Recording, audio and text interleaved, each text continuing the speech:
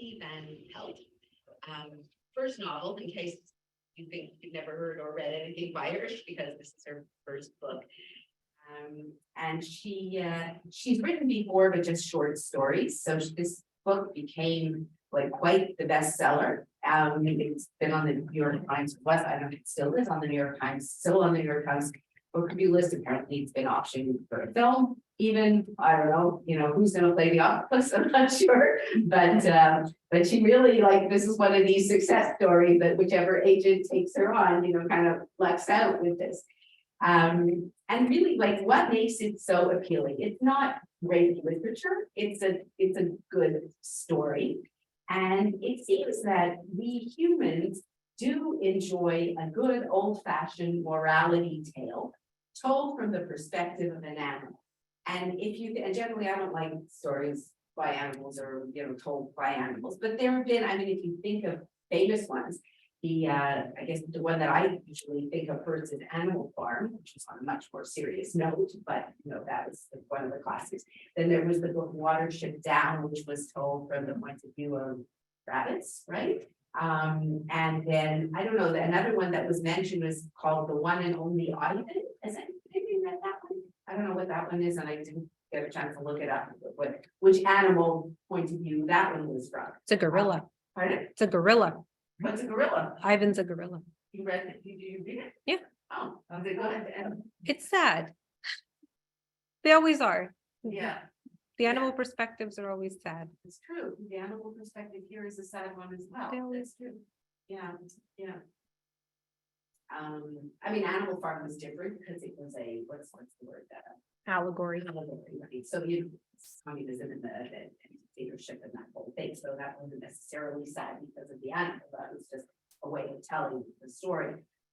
But these books that have become, so beloved by many readers and have a following, what they can do is that they can take on the tougher challenges of life, which are that we are mortal, death, belonging, fear, loneliness, and make them a little bit easier to swallow because they're told from the perspective of an animal. Kids' books do this constantly, right? Little kids' picture books where they called anthropomorphizing, when you make so they do this for kids all the time. So I guess there's a reason for it in kids' books. And then kind of some of them go on to adult books as well. And definitely kids' stories. They talk to kids about all kinds of topics that make it easier when it's a cute little animal telling the story than when it's a person. So if you want to say joining the menagerie is this book, Remarkably Bright Creatures, which is an ultimately kind of feel-good story. It's a sensitive, deceptively sensitive debut novel about, as the author herself said, this is about grieving. It's about what happens when you have what you love being taken away from you, and also being able to find acceptance and love and friendship again in the most unexpected places. So in this case, the narrator, and he doesn't narrate the whole story, it's the way the author has set it up, is she has the octopus, Marcellus. He has this ridiculous name because he's named by the owner of the aquarium's little girl, who calls him Marcellus McSquiddles, which is ridiculous. But anyways, we know him as Marcellus the octopus. And he's the opening bit of the story. And then every once in a while, his comments, and he usually has short chapters, usually not longer than a couple of pages.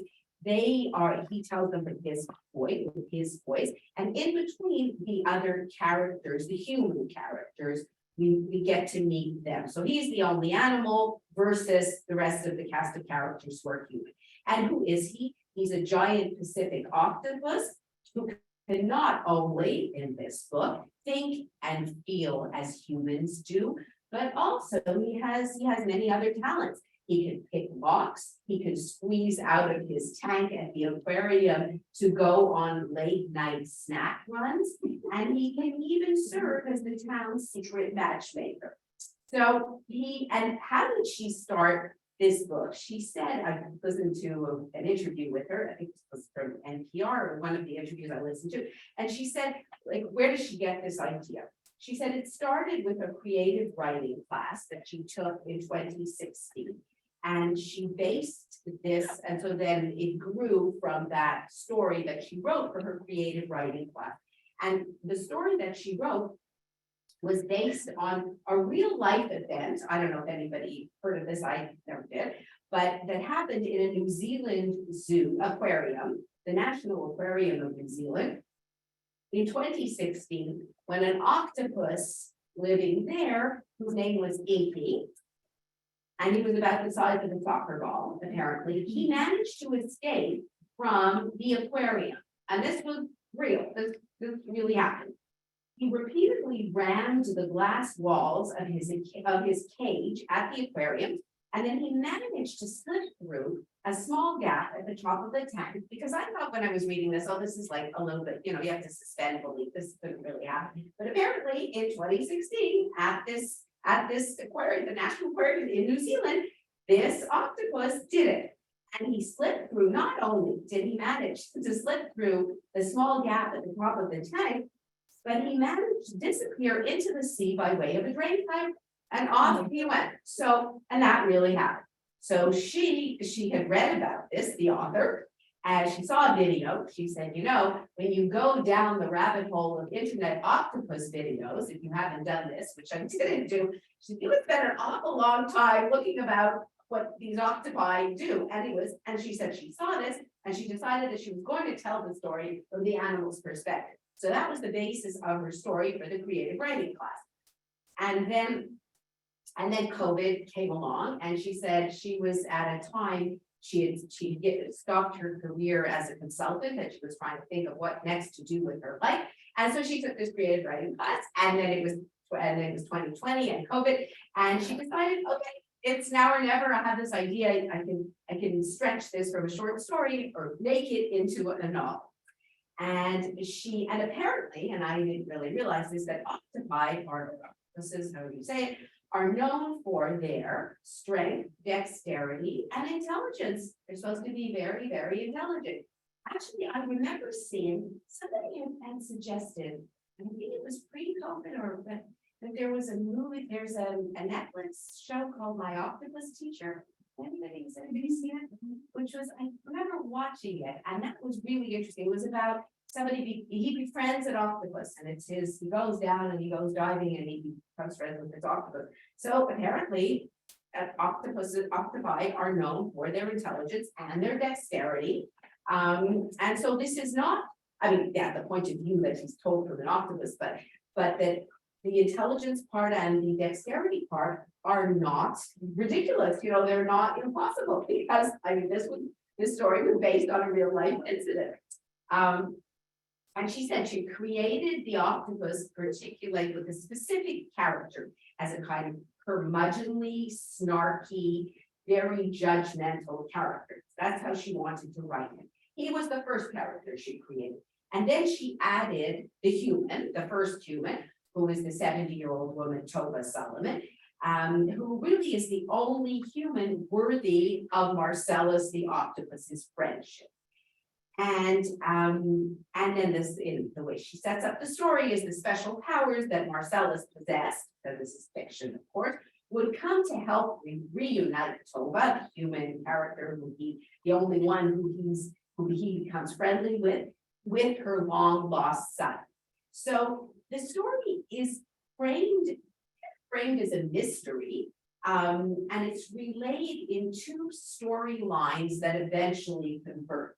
Because first we meet Octopus, and he says, so how will we introduce him, if you remember, or those of you, I don't know, did everybody read it? Did anybody read it?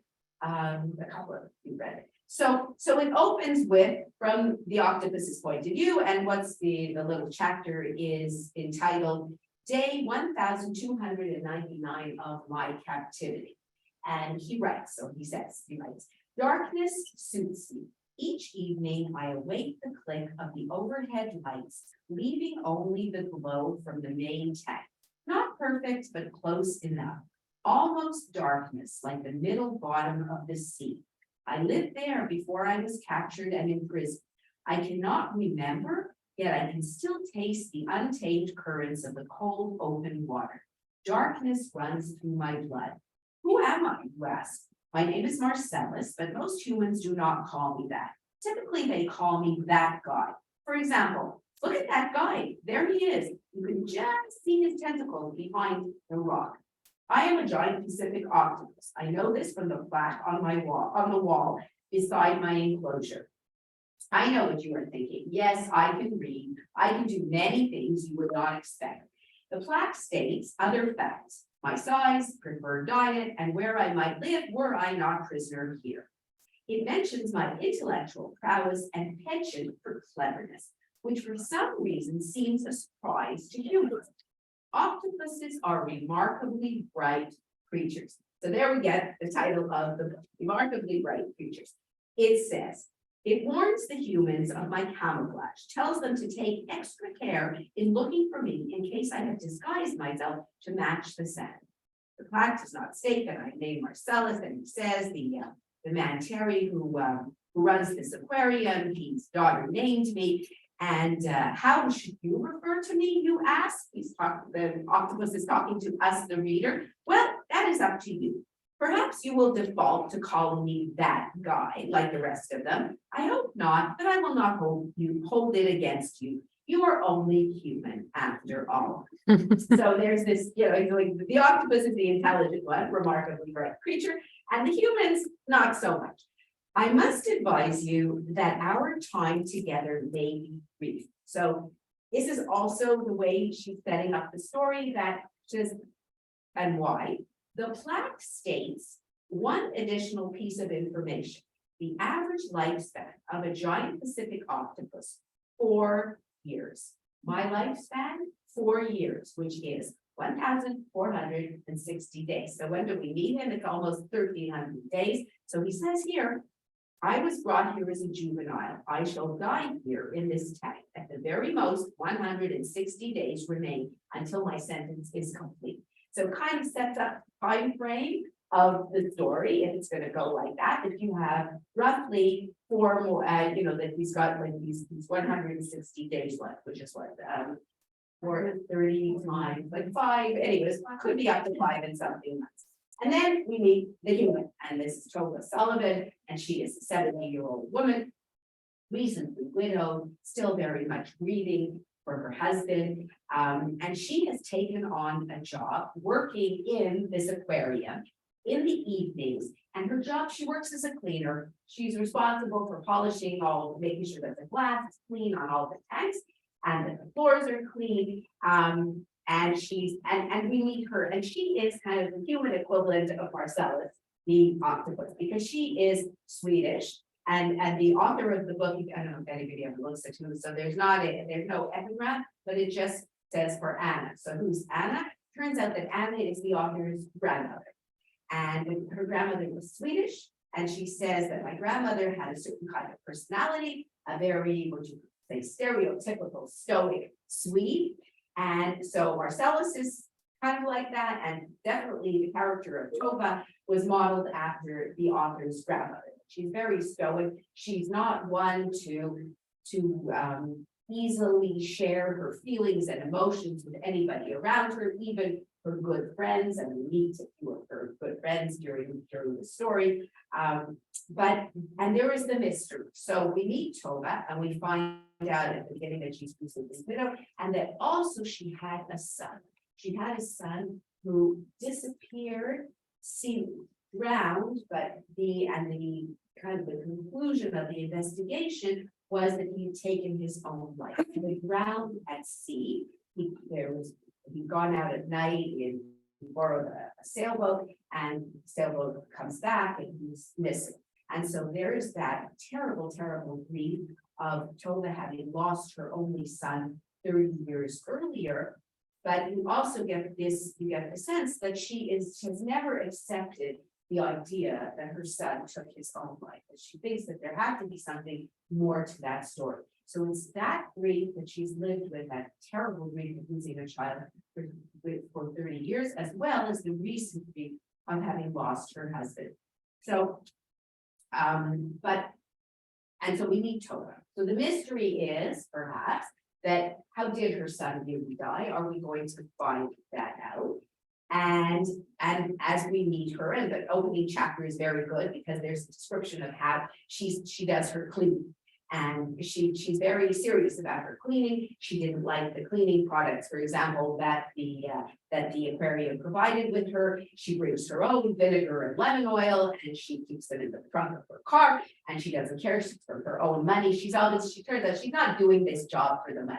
She has enough to meet her needs. She's doing it because it's a way of combating the loneliness, because there's just so much time, empty, unfilled hours that she has, especially since she lost her husband, that she takes on this job, which her friends, she has this group of friends who she meets with at least once a week, her good friends for 25 years, who think that this is ridiculous. Why do you need to do this job? And they say to her several times, oh, if you need our help, we're happy to help you financially. Like, you shouldn't be doing this at your age. 70-year-old women is like, not such a good idea to be cleaning floors. And then she says, no, she's fine. And so when we meet her, she encounters, and remember, there's a piece of chewing gum. And this is like very disturbing to her because somebody has mashed this chewing gum onto the floor and stepped over it. How's she going to deal with it? And she says, she thinks, okay, I'm going to specialized weaponry will be necessary, a file perhaps, because nothing on her cleaning card will pry up that gum. And she bends over, and then as she stands up, her back pops. So, we of a certain age can relate to this woman, and she's and she's doing this job, but she's really physically, she's okay, but this is not really the best thing for her to do. But anyways, now we meet her, and she goes around. We meet her on her one night as she makes her rounds. She says hello to all the different creatures in the tanks. And then she gets to the octopus tank, and the octopus isn't there. And then she's going and she's cleaning in the lunchroom, and she's not quite sure what she sees, but she sees this brownish orange clump in the corner. And she thinks, what is this? Is it a sweater that one of the staff left? And she looks again, and then she sees the clump moves, and a tentacle, or what looks like a tentacle, is moving. She realizes it's the octopus. And how's the octopus gotten out of his tank? She has no idea that he could do this. And sure enough, he's there on the floor. And it turns out that this is what he's taken to do. He wants snacks. And at night, when there's nobody around, he gets himself out of the tank and he goes to the lunchroom or to wherever he thinks that he can find something interesting to eat. And he goes looking for it. But this particular night, when we first meet Tova and he's out there and she meets him, he's gotten himself tangled in cords, in electrical cords, and he can't get out, and he's stuck. And apparently octopi can only be out of water for a certain period of time. And after that, they can't breathe anymore and they die. So she saves him. She unwinds him from his cords, and he's very like he doesn't want her to come near him, but she speaks to him very kindly. She unplugs the cord and unreleases him from this, and that's how their special friendship begins. And then he gets himself, he's rescued just in the nick of time. He's able to get back to his tank.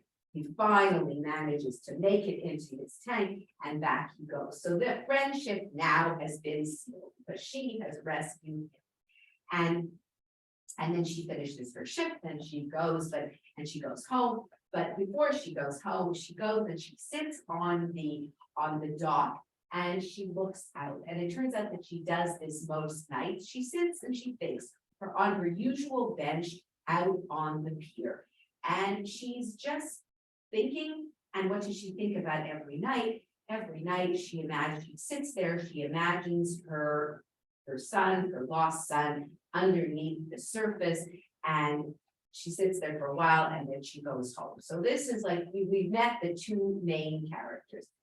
And then after that, and then we meet her circle of friends, who are a group called the Nitwits, spelled Knitwts. WITS, because apparently 25 years earlier, when they first got together, they were a group of ladies, same age ladies, and they actually used to knit. There were weekly knitting sessions at their weekly luncheons, but their group there were 7 of them originally, now they are down to 4, and they no longer knit, they just meet to talk. And so this is Tova's circle. And the friends are very kind, and they're described with humor, and they really care about her. But she's not the kind of woman, as I said, she's based on the author's Swedish grandmother, who is a very reserved character. And no matter how her friends try to express, they want to help her, they want to do whatever they can, she always has this barrier against her, a barrier around her. And so the chapters alternate between Tova and what's going to be happening to her, and the octopus, whose days are becoming more and more numbered, i.e. shorter. And as the days go by, we know that and he knows it too, that it's getting closer to his end. But in the meanwhile, he's still interested. He doesn't give up his evening snack forays, even though he almost lost his life that time when we first met him. If Tova wouldn't have been there to rescue him, that would have been over. But he still does. So, and then what comes into the story, which is going to be the second part, the way she sets this up, not only the relationship between Tova and Marcellus the octopus, we meet this young man who appears. He's a 30-year-old. His name is Cameron Cassmore, and he doesn't live in the same town. So where's the story set? It's set in a fictitious town on, I think you pronounce it Puget Sound, out in the Washington State. Very, very rainy, very beautiful in the mountains over there. But the town is fictional, though. The author says she grew up there in the Pacific Northwest, but she created a fictional town for her story.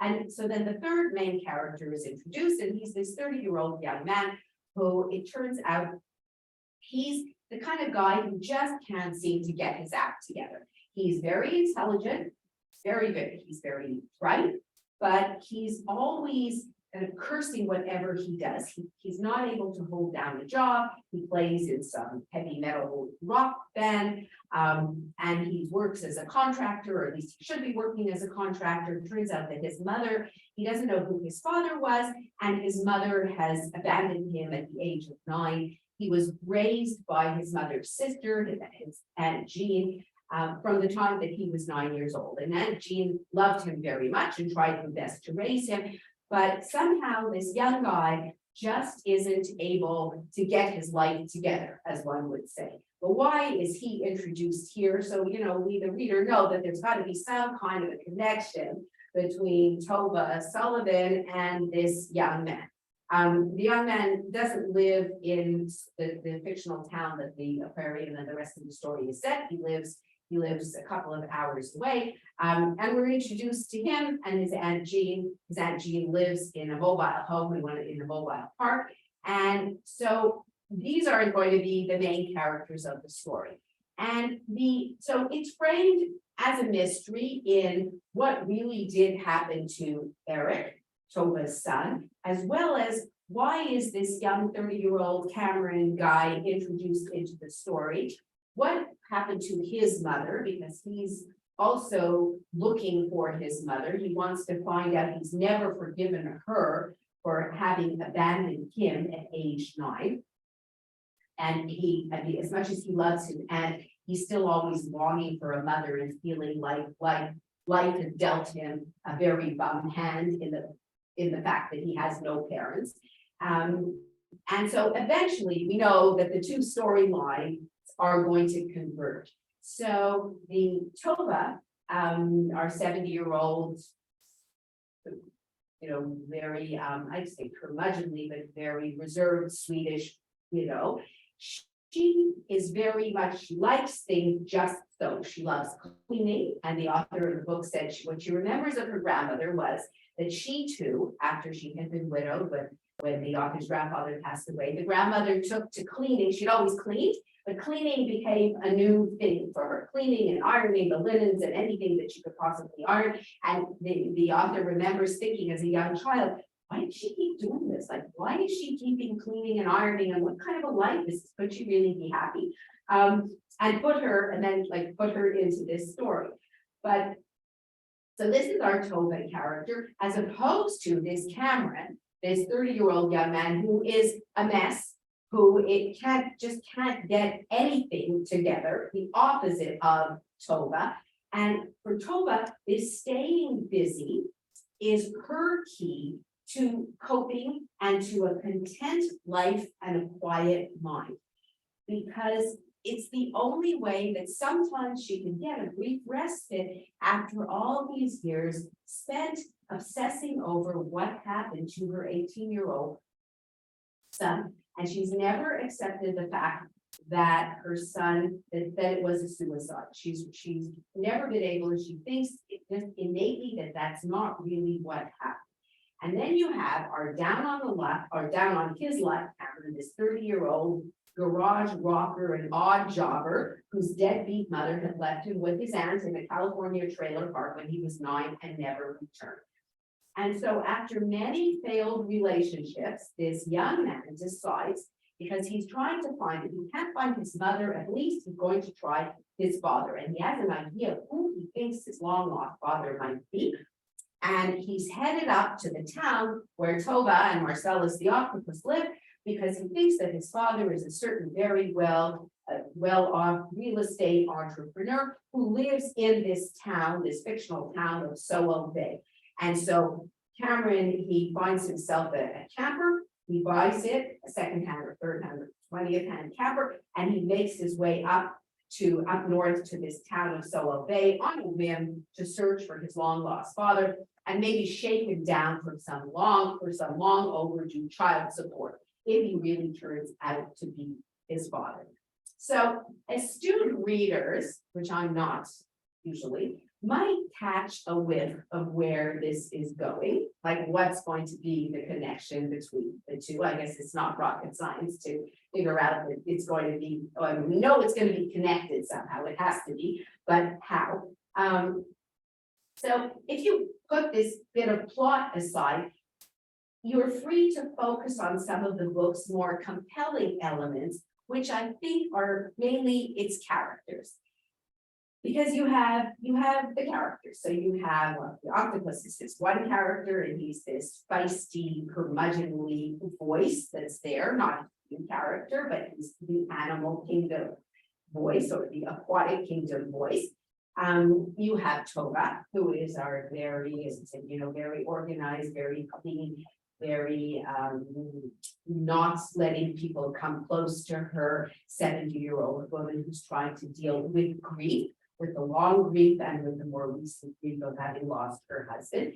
And also with the realization that just as Marcellus knows that his days are limited, that Tova too, at the age of 70, not to say that she can't be living for many more years, but at the age of 70, and at one point in the book where she gets on a step stool and at her cleaning job, and she falls and she twists her ankle, and so she's stuck in a boot, and then she realizes, so this is not such a good situation here. 70 years old, by herself, and she thinks that, who's going to look after me for something? This is just maybe the beginning of getting older and things happening to you, and you're by yourself.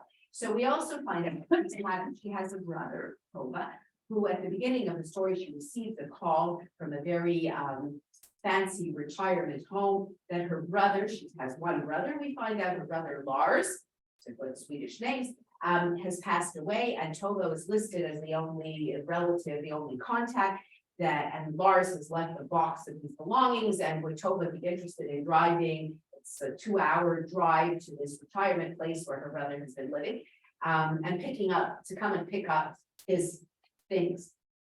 And then she goes. She decides she's going to go. She drives herself 2 hours on the highway that she hates doing. But she goes, and she recruits somebody to drive her there, another character in the story. And she looks around at this place and she thinks to herself, oh, so I know my brother's been living here for many years and I never thought that, I would ever want to live in such a place. Maybe this isn't such a bad idea. If I don't have anybody to look after me, maybe I should start figuring out and making plans for my future. And so she starts, it also what's happening in the book, that not only is she dealing with her grief, she's also dealing with getting older, with realizing that one can fall, you never know when, and things are very, fragile, but if you're all by yourself and you don't have anybody to look after you, it doesn't look like you have anybody to look after because you had only one child and he's not around anymore, then what are you going to do? So she puts her name on the list if there's a waiting list to move to this retirement place, much to the great dismay of her group of women friends who say to her, why are you doing this? Like, you don't need to do this. Come, you could live with us. You could live with us and their kids. We'd be really glad to help you. But Tova's too proud and too independent. She would never consider that. So that happens also close to the beginning of the story. So that's another thing. Is she going to move in there? We the reader kind of figure this is really going to be the kind of place for her. She doesn't really need to do that. But on the other hand, maybe it's a very practical thing to do. So it's Tova's reading and her process of trying to figure out what to do about her future. Then you have the octopus who's there knowing that his days are becoming numbered, and he knows that, and he's very matter of fact about it. That's what he says to us when we first meet him. And then you have this young man, Cameron, who's on his search for his father, or who he thinks is his father, and it wouldn't be a bad guy, also his mother, but he's not really thinking that he's ever going to find his mother.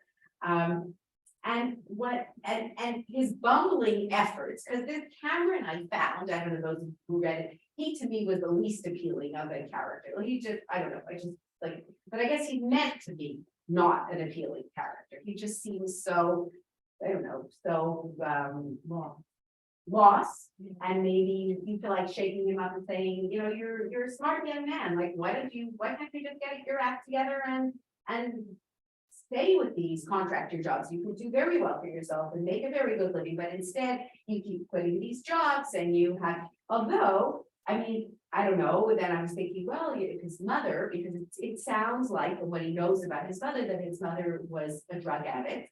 And that's why at some point she abandons him. We don't quite know the whole story, but she's in very, very bad shape when she disappears and leaves him with his aunt. So I was thinking, well, maybe he has what's it called, fetal alcohol syndrome, but fetal drug use syndrome, but I don't know, it wasn't. So in any case, he's this young man, 30 years old, he's not a baby, and he just can't seem to do anything productive with himself. I found him to be personally a very annoying character.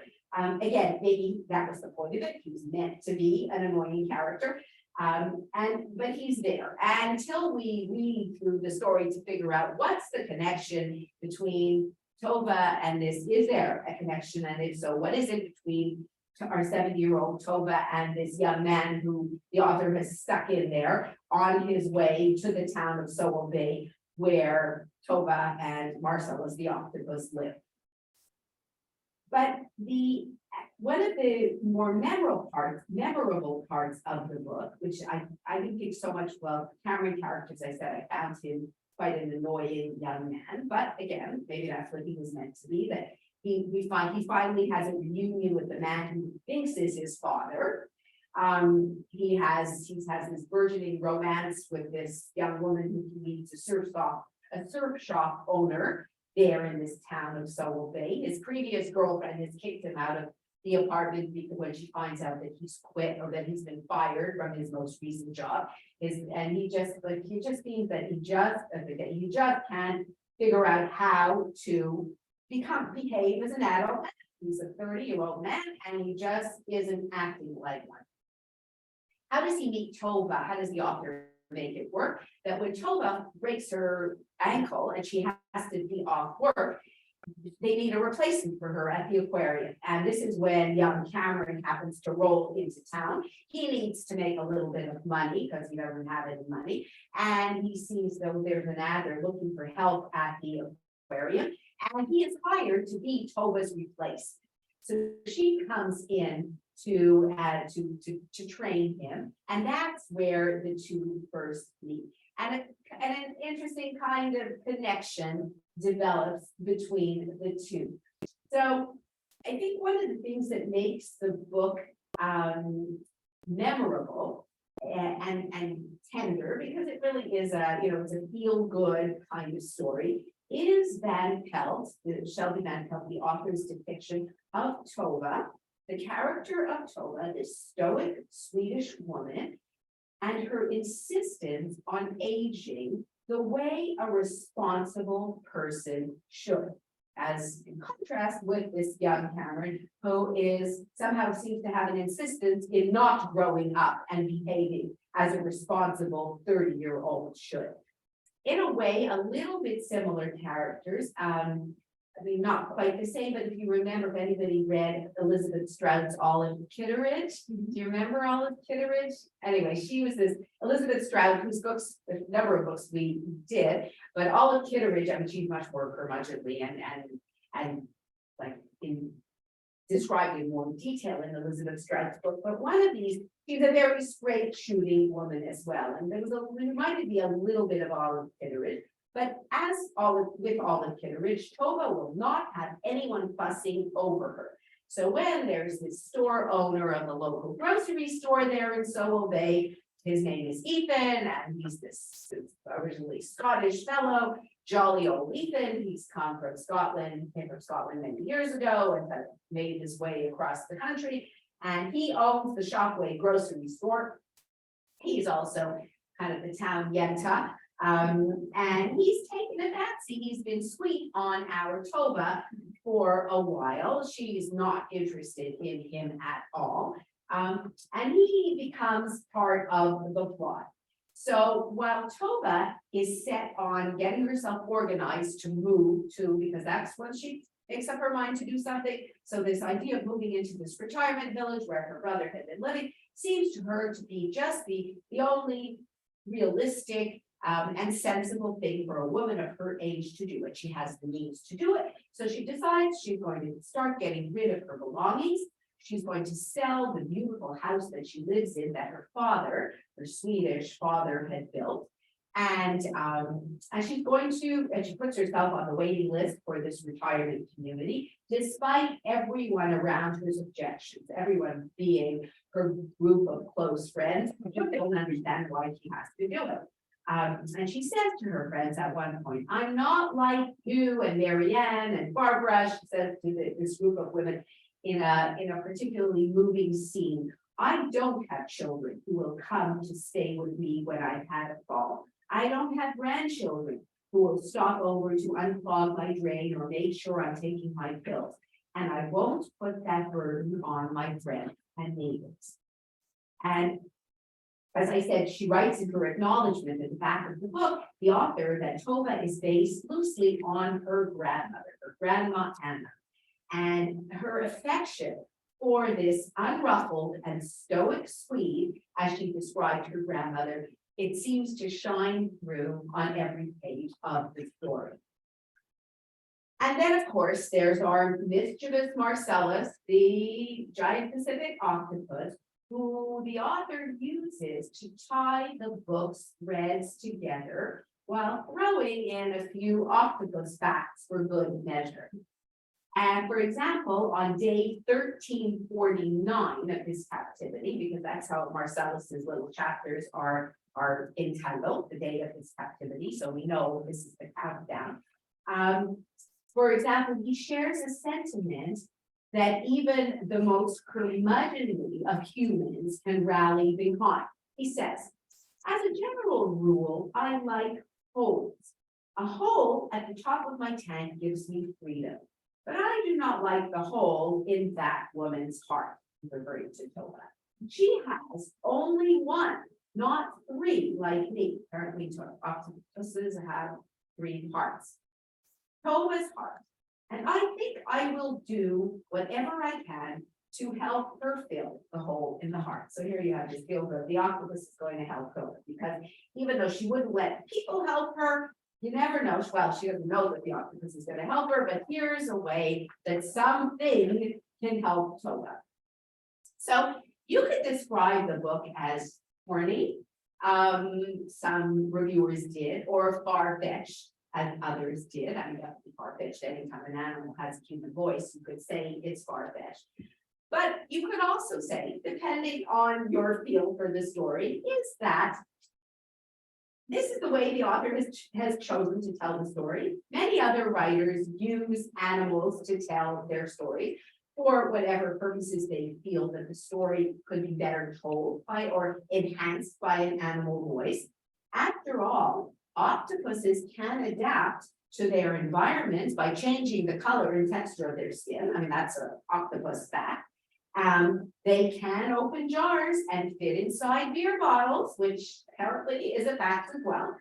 And apparently some can even recognize and choose to befriend individuals outside their species, including humans, which seems to be also a fact. Look up this Netflix film, My Octopus Teacher, or maybe also this one about the 2016 incident at the New Zealand aquarium when the octopus managed to get out and escape and go back to his home in the sea. So, you know what? If then you could say by the same thread, then why couldn't an especially wily octopus crack a decades-old cold case, i.e. solve the mystery of what really happened to Tova's son Eric 30 years earlier, and bring some people together while he's at it? And that's what she does in this, you know, she would say, heartwarming story, part mystery, part exploration of loneliness and grief and friendship.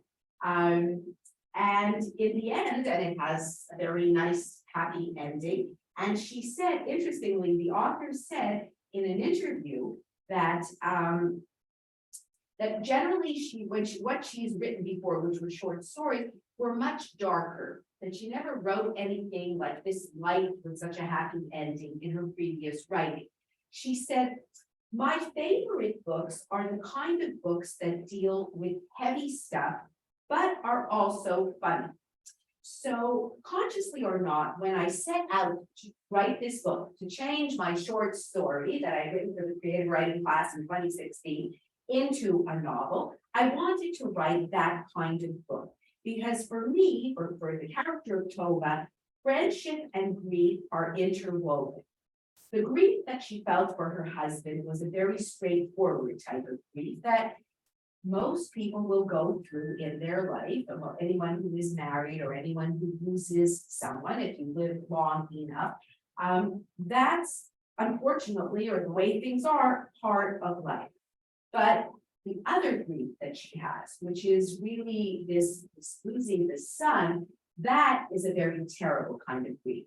And the not knowing what really happened to her son makes it all the worse, because as I said, she still has this feeling, even though the police, they did their investigation, they spoke to whoever they spoke to, and they decided that it was a suicide. But to her, that never was right.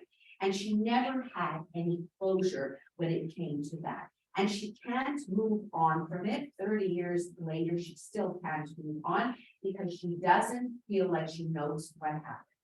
And part of what the author says stops Tova from being able to know is this fact that this fact is that she's so closed off and receded into her own life and unwilling to participate in her community. And she has a community there. She has friends who really care for her and would take her in and want to help her, but that's her personality, she can't.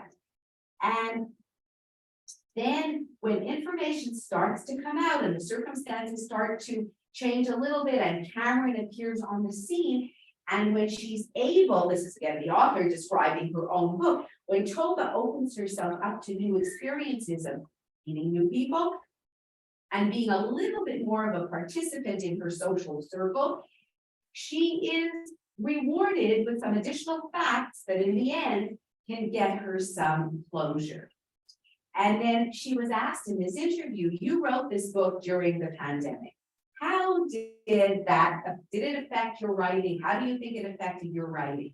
And she said, I think it affected my writing quite a bit now that I look back on it, because there is a really interesting parallel between writing about characters that are stuck at a time when a lot of people were physically stuck, standing at our windows, looking out on the world. And remember back 3 Marches ago, when March 15th and everything closed down, and feeling like we don't know when we're ever going to get back up there again, what's going to be. I mean, we're 3 years now down the road, but that beginning was a very strange and very uncertain time. She says, on the flip side, so that was where I felt very anxious and wondering, and where's this going to go? This was back in March of 2020. On the flip side, she said, I feel like the other thing that came out of writing my book during the pandemic was that it turned out to be a happy book. In spite of the themes that I picked of grief and disconnection and being stuck and not being able to move forward, I made it a very joyful story at the end of the day. And that's what she said. A lot of my short stories and other material have been much darker. And so it kind of surprised me when I got to the end of the book and I thought, oh, this is really heartwarming. I think that writing a book at that time, I couldn't have written anything but uplifting, this kind of uplifting balm for the soul type of story, because she said, I needed that at that point. I couldn't have written anything that was gloomy and depressing, because we were living through such difficult and unusual and stressful and anxiety-provoking times. So those were the two almost opposite influences, said the author, that writing during COVID had on the story. But I think that both of them are very clearly in there. Heartache, loss, and how friendship can get through that kind of pain. These are the themes at the center of Remarkably Bright Creatures.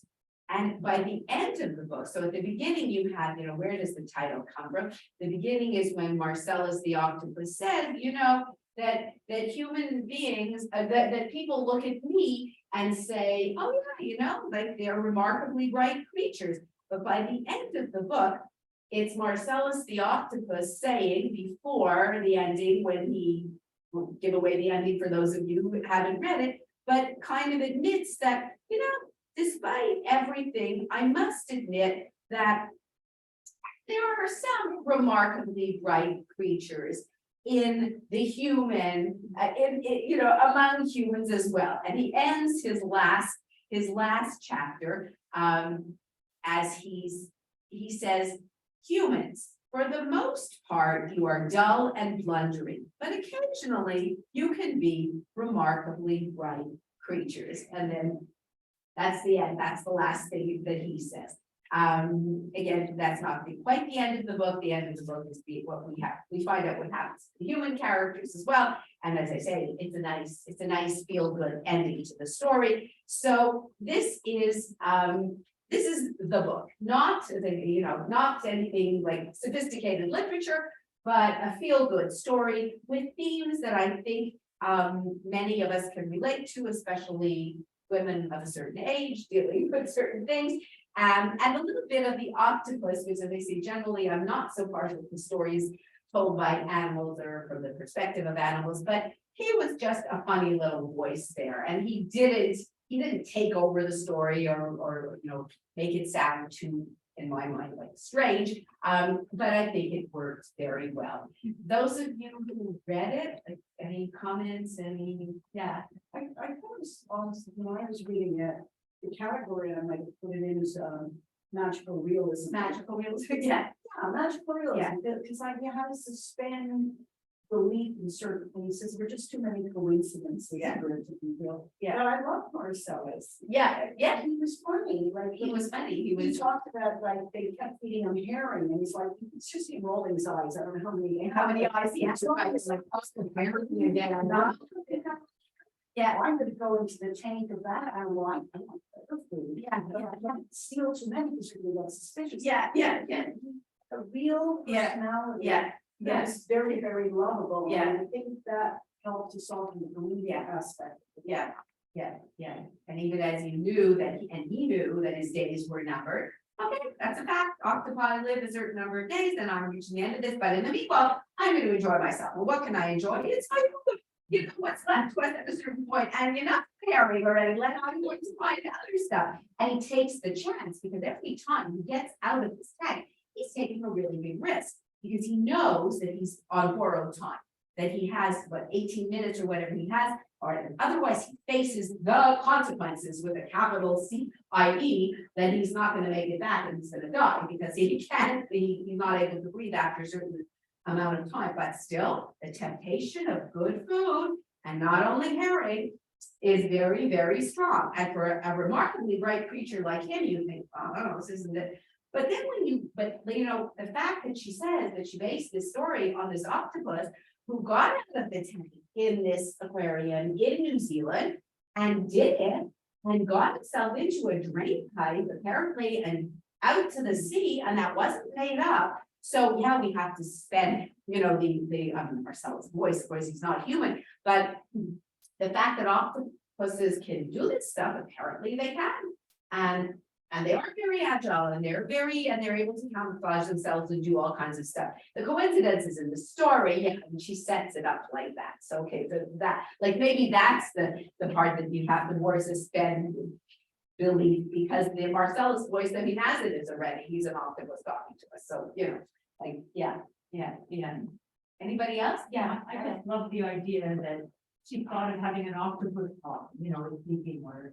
I thought that was so cute. Yeah. And so unusual to me, that I got great joy in reading it. Yeah. And I recommended it to other people in other book clubs. And Yeah. They all said, what? And they read it. And they also thought it was great. Yeah. So it's just very entertaining. I guess, Nobody killed. yeah. And it does have the things, you can talk about like this aging and the friendship, and then you have this character of Tova who is very stoic and doesn't want to let anybody in. And she had her husband, and then she had her son briefly only for those 18 years. And after that, she's not so interested in it. And it's just so, you read parts of it and you think, yeah, it's very, yeah. Any other questions? Had you read it? Did you read it? What did you think? No. I like magical realism. Yeah. And Would you classify this as magical just because of the voice of the author? I guess so. I think it's like there are a whole bunch of books that are kind of like that. They kind of feel like a hug. You kind of feel warm and safe in there, and you feel like you're probably going to make it out alive, which is not always the case reading adult books. Yeah. I feel like with a lot of adult books, as you read, you kind of worry where the ending is going. Yeah. But this one, I felt like almost like I'd picked up a young adult because I felt safe with I felt like we were gonna land somewhere where I wasn't gonna be crying. Yeah. So it was sad, but not risky. It didn't feel risky. Yeah. I thought it was a good time.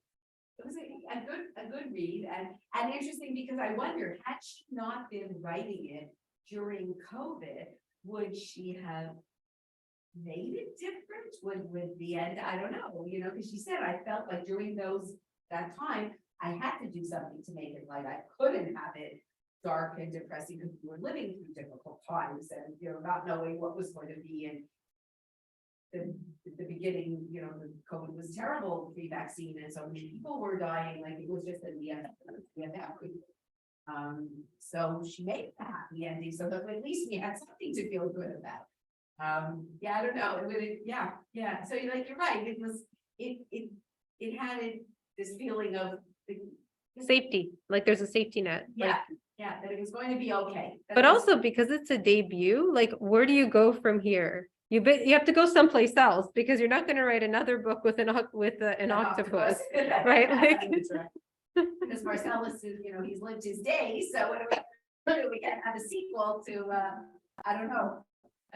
What made you choose this book considering you don't like animal books? Well, somebody recommended it to me and said, what, you want, this is it's a good read, and it's not, everybody will enjoy reading it.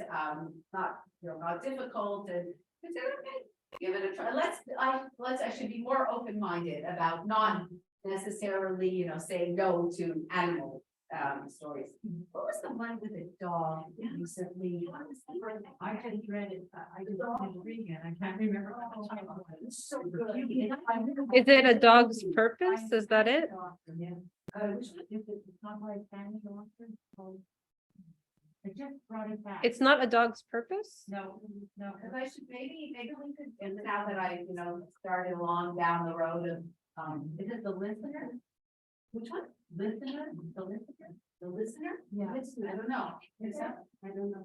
Let's Google I it. just finished reading it this morning and I can't. Oh, I don't feel so bad, because sometimes I don't remember what I read last month, but, well, maybe if you give me the text, remember? I think the art of racing in the rain. The Art of Racing in the Rain, yeah, that was it. Should we, would that be something to? Oh, I love, Okay, and there was a movie. The Art of Racing in the Rain, yes, that's supposed to be. Garth Stein.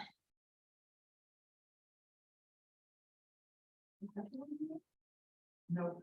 No, that wasn't it, Carol? There's a few. Yeah. There's more than one. Yeah, okay, yeah. Or at least that's important. Yeah. I remember, I know, and you remember, have you read anything that you?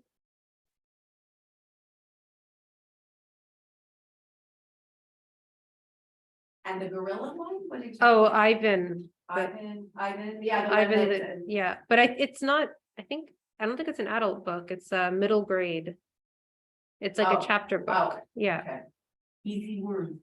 Yeah, but what this one reminded me of was The House on the Cerulean Sea by T.J. Klune. I don't know if you guys, it was really popular for a while. The main character is gay, and it's got that same kind of magical realism where you can just read it as an analogy if you wanted to. Anyway, that's. It's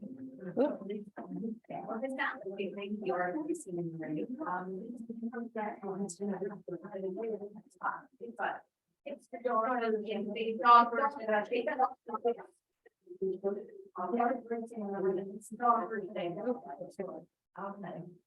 Apparently this has been optioned for a bill too, which you can kind of see how this could be, yeah. Are they gonna have someone speaking over the octopus, like I a don't know. How do narrator? you do the octopus part, yeah, I don't know. Well, how did they do the Art of Racing in the Rain with Lynn Kirkwood? I'll call her and make sure. They have the dog doing stuff and he's talking. You just had a voice. They have a narration. Okay. You know, like you come to the house, like, for example, there's one scene in it where, this older pet parent, whatever, returned the one, he didn't come home on time, the dog had an accident. And he was so upset and so embarrassed, because I'm like, oh, I can't believe this happened, and I feel so bad, and I'm so ashamed, and I think, like, so you get the animals' reactions, usually, come, oh, that dog, because you pooped in the house. Yeah, here, this poor dog, he felt terrible. He's so ashamed that the owner had come home clean for him, oh my God. So, Yeah, there's ways of doing it. yeah. You can have the human stars and then you have the dog and the voice of the dog, okay. All right. What was the one that you mentioned? House on the Cerulean Sea The House on the Cerulean Sea. by T.J. Klune. It's about a social worker who's sent on assignment to an orphanage, and the children there are special and different. And he's there to see if it's safe. That's the plot. Special meaning. Different. They're magical realism children for various reasons. So, yeah, so he's a social worker on assignment. That's the story. But as you said, middle school. No, that one's an adult, House That on the was an Cerulean adult. Sea, yeah. Oh, okay, sorry. House on on. the Cerulean Sea. But how is it magical realism? Well, let's see, one of the kids is a creature of some sort, and you're not clear on what he is. There's a little boy called Lucy for Lucifer. He is the child of Satan, but they're all children. So it's this kind of reinterpretation of difference and disability. Like you read it just like. It's brilliant. It was on all these lists, and it actually has a very similar kind of cover to this one. Oh. It's got a beautiful look to it. Yeah, the cover really sold it. but Never judge a book by its cover, right? But in this Never case- do that. There's no beautiful covers.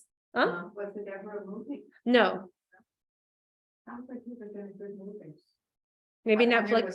Yeah, how long it's gonna take and if this ever makes it, but I could definitely see this as being definitely turned into movieable, story. Do they have to have an Australian accent? Is that gonna, like, is he an Australian octopus? No, it says a Pacific, giant Pacific octopus. So what would I think it, he came off the, I think he's off the West Coast. we'd have to sound like a West Coast kind of, Yeah, off the coast of Seattle, Washington State. I don't think. I don't know. Australia? No, didn't sound like he came from Australia. I don't know. You have to think of a good voice actor that you can imagine as an octopus. A challenge. Challenge. Okay, it's not hard thing. You think it'd be a female voice? I don't know, I think he's meant to be male. very male, like, I don't know, Marcellus, he's, Yeah. yeah. That's what they call him, that guy. That guy, right, Let's take a special look guy, at the around special guy the indeed, girl. yeah, no, I definitely not female. He's a male. And you'd have to sound older, I think, because his days are numbered, so you know. Tom Hanks.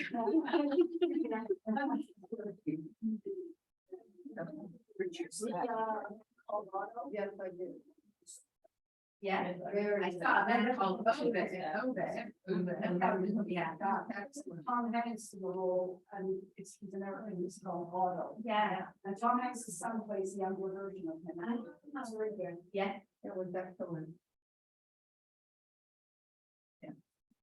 All right, well, thank you. So we'll see everybody next month. Next month. What's his name, Rafferty, yeah.